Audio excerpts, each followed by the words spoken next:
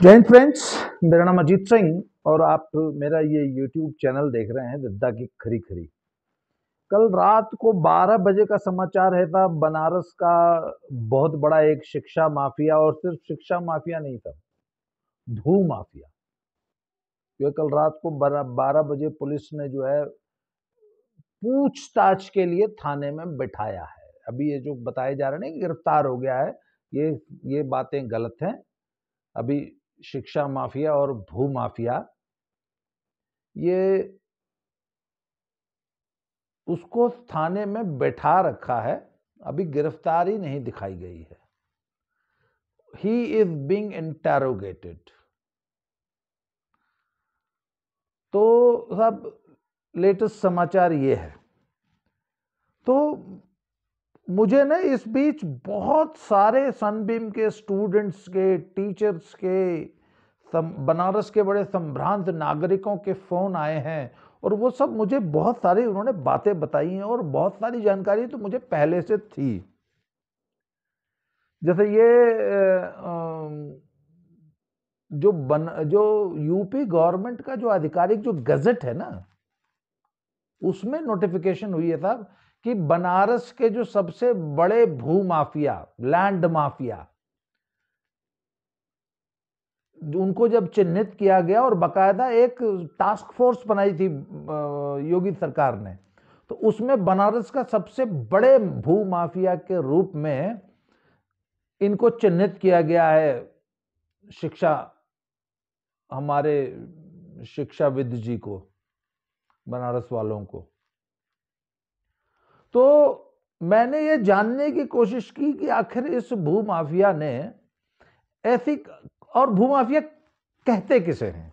तो सब जो सरकारी जमीन पे कब्जा करे, या जो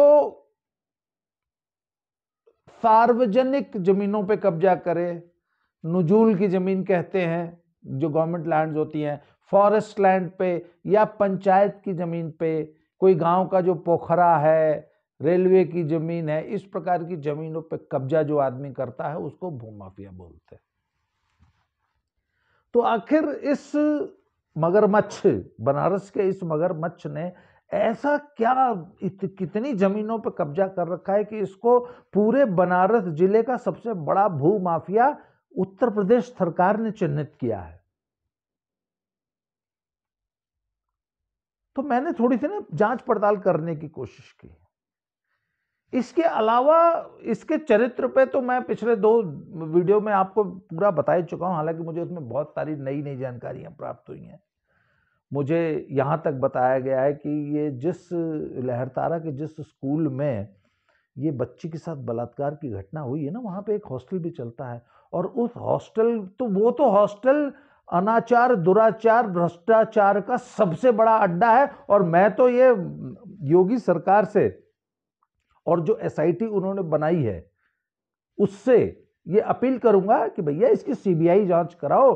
और ये तो बहुत बड़ा एक सेक्स स्कैंडल लहरतारा स्कूल में निकल के आएगा। मैं आने वाले कुछ वीडियोस में इन सारी बातों को एक एक करके चिन्हित करूंगा और आपसे डिस्कस करूंगा, और पूरे प्रूफ और फैक्ट्स के साथ।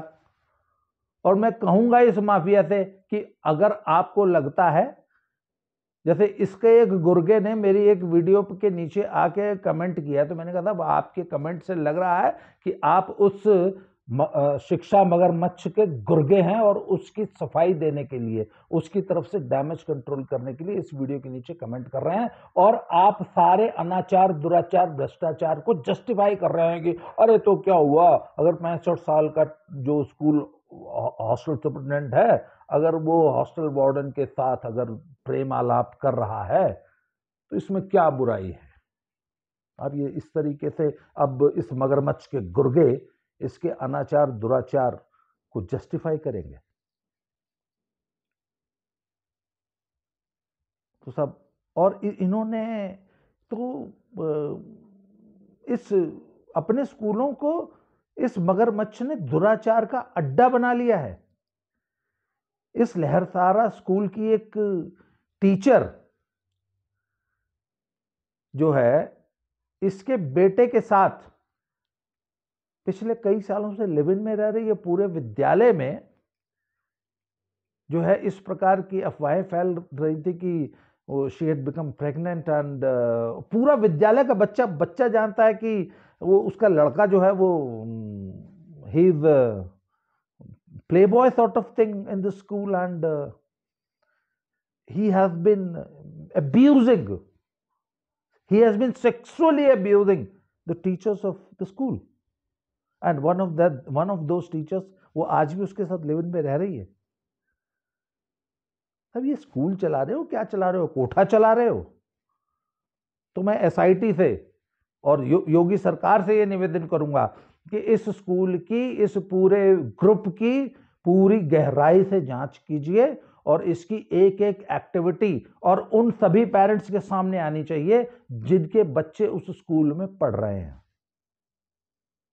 लहर उतारा के उस स्कूल में हॉस्टल चलता है और मुझे एक स्टूडेंट ने, जो कि उसी हॉस्टल की स्टूडेंट रही है, उसने ये बताया है कि इस स्कूल का एक कोई डीन है, उसका नाम है कोई आदित्य चौधरी करके, उसका एक भांजा जो है वो और उसके कुछ friends, they have got open and easy access to the girls hostel of the school और वो जब चाहे तब उस हॉस्टल में घुस जाते हैं और फिर ये लड़के और उसके फ्रेंड्स, और ये सब स्कूल मैनेजमेंट की जानकारी में उनकी नाक के नीचे होता है और वो लड़के जैसे मर्जी चाहते हैं वैसे वहां लड़कियों के साथ अब्यूज करते हैं और ये अड्डा चल रहा है।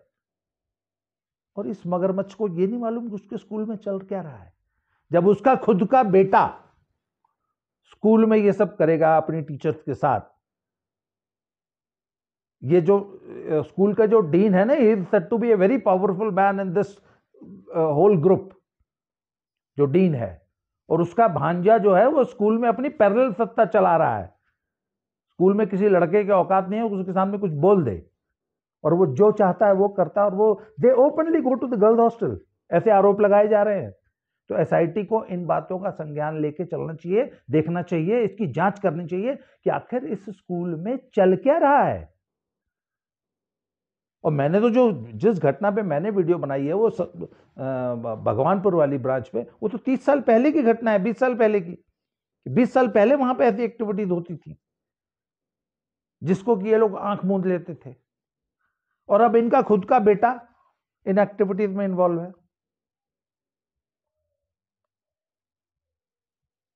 इसके अलावा जो इनके जो भूमाफिया होने के जो तमाम आरोप है इन पे, मैं उसका एक एक इनका जो इस ग्रुप का प्रत्येक विद्यालय, प्रत्येक कॉलेज किसी गरीब की जमीन पे या सरकारी जमीन पे या नुजूल की जमीन पे, चाहे फॉरेस्ट लैंड पे, चाहे पंचायत की जमीन पे, ग्राम समाज की जमीन पे कब्जा करके बनाया गया है और इसकी सारी जानकारी उत्तर प्रदेश गवर्नमेंट को है। और जैसे हराम की कमाई से बनाई गई सारी संपत्ति, इन माफियाओं की जो भी हराम की कमाई से बने हुए संपत्ति पे बुलडोजर आप फेल रहे हैं ना, तो मैं योगी सरकार से ये अपील करूंगा कि एक तो इसके सारे इंस्टीट्यूशंस को आप टेक ओवर कीजिए, नेशनलाइज कीजिए, अपने प्रशासन में लेके, अपने कंट्रोल में लेके इसको डिस्ट्रिक्ट एजुकेशन अफसर के निर्देशन में इन स्कूलों को चलवाइए। पहली बात तो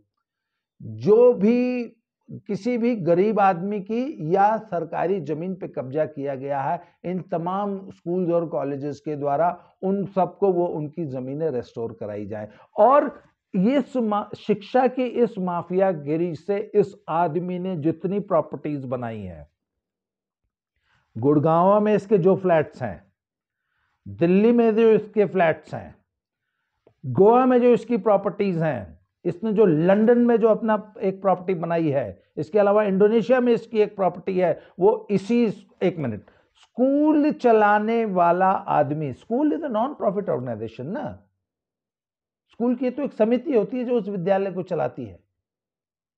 तो आखिर इसने जो ये करोड़ों अरबों रुपए की अपनी निजी संपत्तियां बनाई हैं, योगी गवर्नमेंट को ये माफियागिरी द्वारा कमाए गए पैसे से बनी संपत्ति मान के, जैसे मुख्तार अंसारी और अतीक इत्यादि की संपत्तियां जो ढाई गई हैं ना, एक एक जिले में 100-100 करोड़ों रुपए के जो मकानों पे जो जेसीबी और बुलडोजर फेरा गया है, उस तरीके से इसकी भी सारी प्रॉपर्टीज को चिन्हित करके जो इसने इस शिक्षा की माफियागिरी से बनाई है ना, जो एक एक बच्चे से ये 8,000 रुपये महीना फीस लेता है, उस पैसे से ना ये सारी संपत्तियां बनाई गई हैं। इनके पिताजी तो बेचारे एक सामान्य शिक्षक थे, जो कि 3 जोड़ी पैंट और 3 जोड़ी शर्ट में और 1 जोड़ी जूते में, जिस आदमी ने सारी जिंदगी बीएचयू में पढ़ा के जो है गुजारा कर लिया, और ये आदमी आज बनारस का शिक्षा माफिया बना बैठा है। तो कोई बाप के पैसे से तुम्हारा पति बना नहीं है, तो आखिर इसने जो भी पैसा कमाया इस शिक्षा की माफियागिरी से कमाया ना, या इनकम टैक्स डिपार्टमेंट ये पता लगाया ना कि और इसके कौन से धंधे हैं।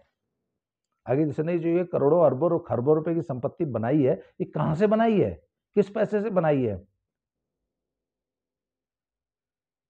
इसकी जांच होनी चाहिए।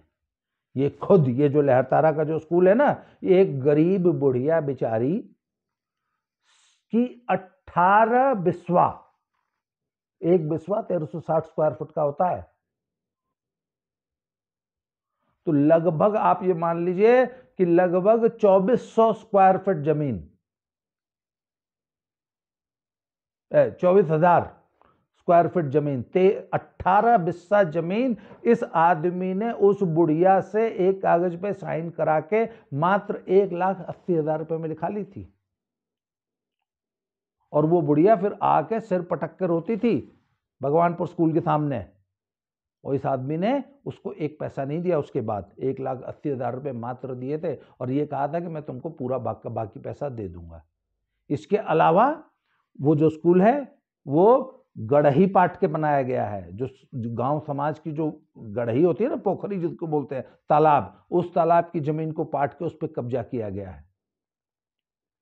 ये वो स्कूल रेलवे की जमीन पे अवैध कब्जा करके बनाया गया है। और सबसे बड़ा तो उसका तो एफिलिएशन ही गलत है।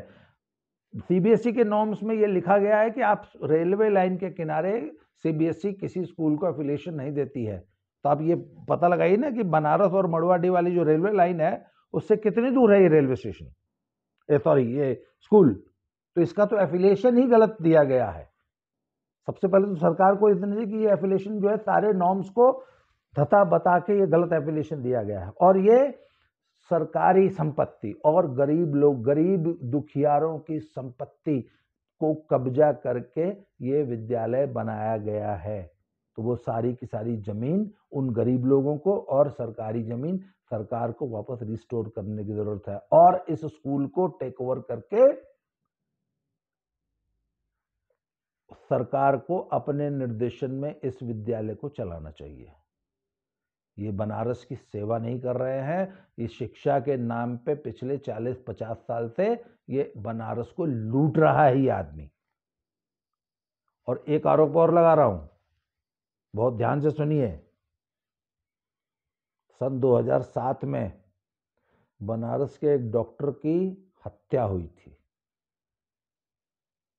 उन डॉक्टर साहब का नाम था डॉक्टर डीपी सिंह।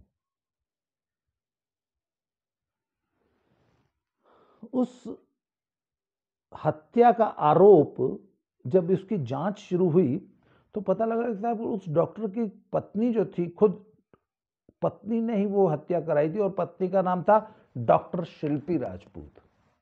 तो अभी ये सत्य, अच्छा तो आखिर हत्या, एक पत्नी ने अपने पति की हत्या क्यों कराई, इसकी जांच, इसकी तह तक तो जाएगी ना पुलिस। तो जब पुलिस ने साहब इन्वेस्टिगेशन शुरू की तो यूपी के सबसे बड़े अफसर का फोन आया कि अरे भैया ये जांच बंद करो, क्योंकि अगर ये जांच हुई तो बनारस की पूरी पेज 3 सोसाइटी नंगी हो जाएगी, क्योंकि इसमें तो पूरा बनारस का पेज 3, बनारस का हुज हू, और बनारस के बहुत बड़े बड़े प्रशासनिक अधिकारी, बहुत बड़े बड़े नेता एक्सपोज होने जा रहे हैं। एक बहुत बड़ा स्कैंडल सामने निकल के आएगा, और बनारस के बहुत से लोग जानते हैं कि वो सारे स्कैंडल का किंग पिन यही अजगर था। तो एसआईटी यूपी पुलिस की और योगी जी की सरकार से मैं ये रिक्वेस्ट करता हूं कि डॉक्टर डीपी, और फिर बाद में उन्हीं डॉक्टर शिल्पी राजपूत ने आज से मात्र 3 साल पहले जहर का इंजेक्शन लगा के सो कॉल्ड आत्महत्या कर ली। उसकी भी आज तक जांच नहीं हुई कि भैया सचमुच आत्महत्या की थी या किसी ने हत्या करवा दी। और डॉक्टर डीपी सिंह की उस हत्या से इस आत्महत्या तक के तार जुड़े हुए हैं, और अगर इनकी सही निष्पक्ष जांच हो जाएगी तो उसके तार इस मगरमच्छ से भी जुड़ेंगे।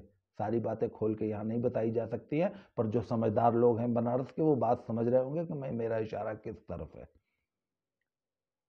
तो साहब आज का वीडियो से आज खत्म कर रहा हूं, और अगले वीडियो में इसके एक एक प्लॉट का, एक एक स्कूल का कच्चा चिट्ठा खोलूंगा कि किस स्कूल में कितनी जमीन इसने खरीदी है, किससे खरीदी है, और बाकी कितनी जो है कब्जा करके बनाई है। जैसे भगवानपुर लंका वाला, वो सन सिटी करसना वाला जो 60 एकड़ पे ये कब्जा करके बैठा है, उसमें से कितनी इसने खरीदी और बाकी किसकी किसकी कब्जा कर रखी है। उसके बाद वरुणा वाले स्कूल में कितनी जमीन सरकारी पे कब्जा करके बैठा है। और जैसे अतीक और मुख्तार के बुलडोजर चले हैं ना जेसीबी वाले, बाबा जी सबसे बड़ा बुलडोजर तो इस मगरमच्छ की इन तमाम अवैध प्रॉपर्टीज पे चलेगा, और ये सरकारी जमीनों पे कब्जा करके जो अपना साम्राज्य चला रहा है ना, और इस माफियागिरी से जितनी संपत्तियां इसने अर्जित की हैं, इसको प्रॉपरली अरेस्ट कीजिए। और बनारस के वकीलों से एक रिक्वेस्ट है कि जैसे उस रेपिस्ट का आप लोगों ने स्वागत किया था ना कचहरी में, ये आज या शाम तक या कल तक इसको भी प्रस्तुत करेंगे, ठीक वैसा ही स्वागत इसका कचहरी में होना चाहिए। बहुत जल्दी अगले वीडियो में एक एक स्कूल के इसके कच्चे चिट्ठे के साथ बहुत जल्दी वापस आता हूं। आज की इस वीडियो में इतना ही। बहुत बहुत धन्यवाद। Thank you very much.